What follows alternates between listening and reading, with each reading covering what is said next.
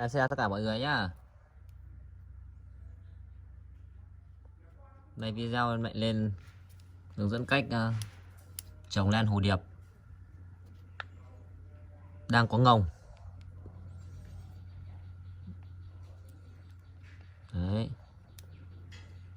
Thì nhiều bác có vào hỏi lan phi điệp mới mua về, cây đang có ngồng hoa thì có thay giá thể được không?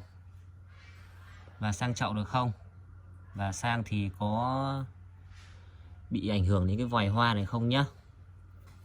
Thì video hôm nay em làm luôn cho các bác xem. Em sẽ thay cái giá thể này rồi sang chậu mới nhá và trồng lại.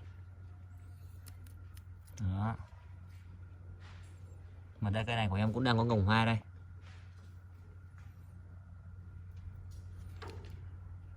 Thì đối với những cái cây đang có ngồng hoa này thì các bác an toàn nhất ấy. Các bác muốn trồng an toàn nhất thì các bác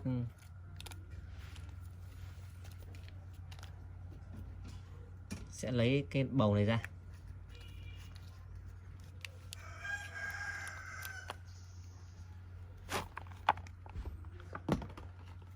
Đó. Các bác muốn trồng an toàn nhất nhé. Trước tiên các bác lấy cái bầu này ra này. Các bác tỉa cho em hết cái rễ hư này đi. Đấy. Bây giờ các bác chuẩn bị một cái chậu.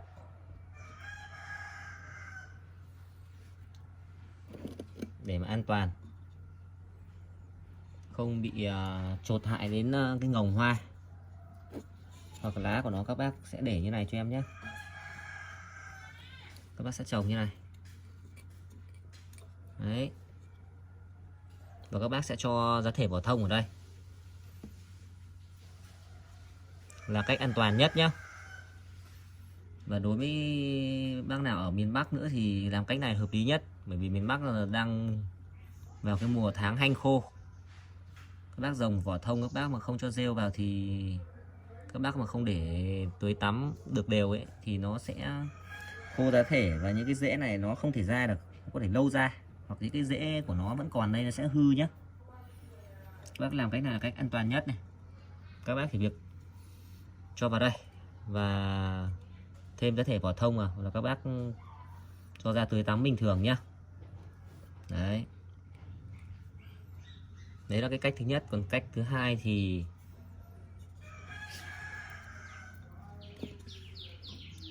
em sẽ đã mất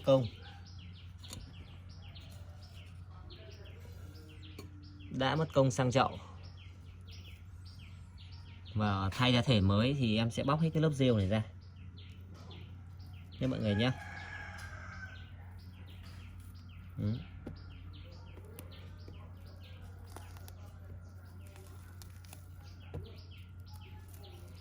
Bóc hết rêu.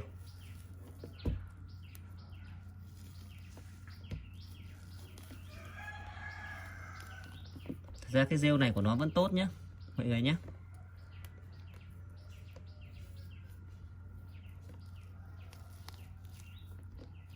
Cái rêu này là họ xử lý thuốc rồi đấy.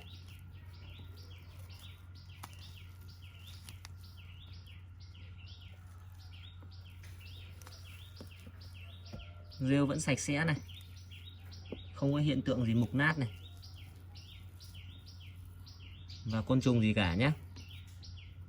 Mọi người vẫn có thể để rồng được, nhưng mà em khuyên thật các bác là các bác nên bỏ ra để tránh thối nhũn.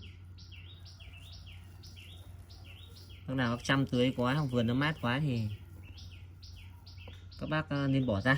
Còn bác nào không có thời gian tưới thì các bác nên để lại rêu.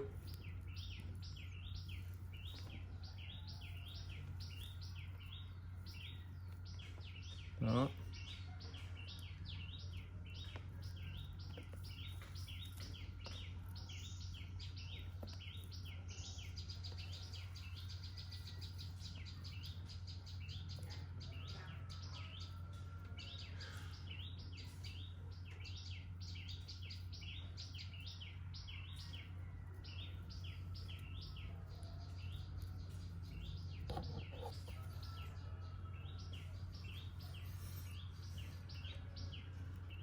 Xem có cái rễ nào hư chúng ta sẽ tỉa đi nhé.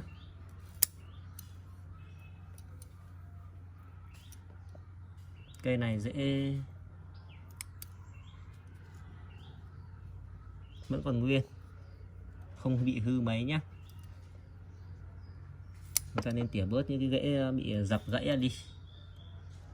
Đấy, để tránh nó thối.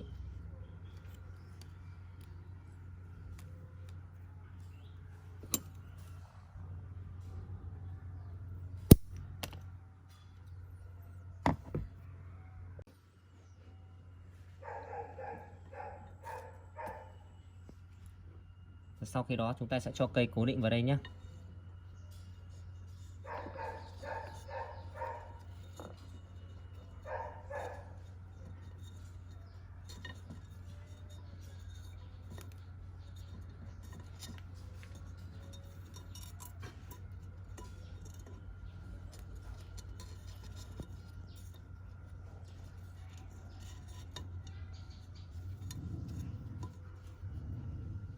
Và sau khi đó thì chúng ta sẽ cho vào thông vào.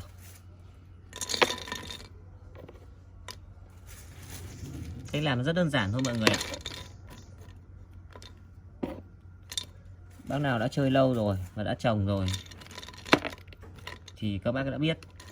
Còn bác nào mà mới chơi, mới trồng thì các bác vào xem video nên áp dụng. Nó rất đơn giản thôi. Các bác cứ thay cái bình thường thôi, không gì gì phải ngại.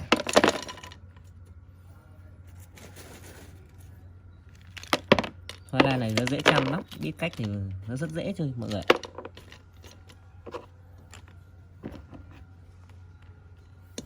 Quan trọng nhất là các bác là phải giữ được ẩm, tưới tắm và chăm sóc được nó hàng ngày là cái bước đầu tiên. Bước thứ hai là cái kiểu môi trường khí hậu và giàn của nhà các bác. Đó. Thoáng mát, sạch sẽ và giá thể cũng vậy nhá.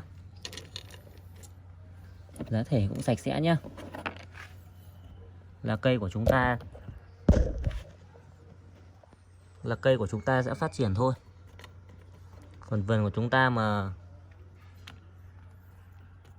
ẩm thấp này, bẩn thỉu là nó sẽ sinh ra nấm bệnh. Đấy, là cây của chúng ta sẽ bị bệnh thôi và sẽ chết nhá.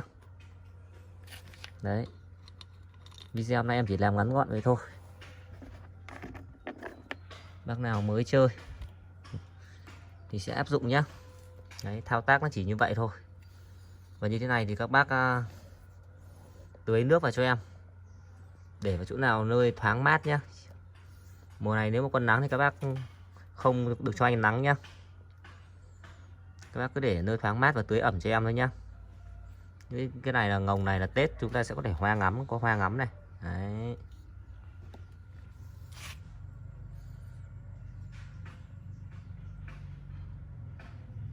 Video đến đây hết nhá. Em xin chào tất cả mọi người.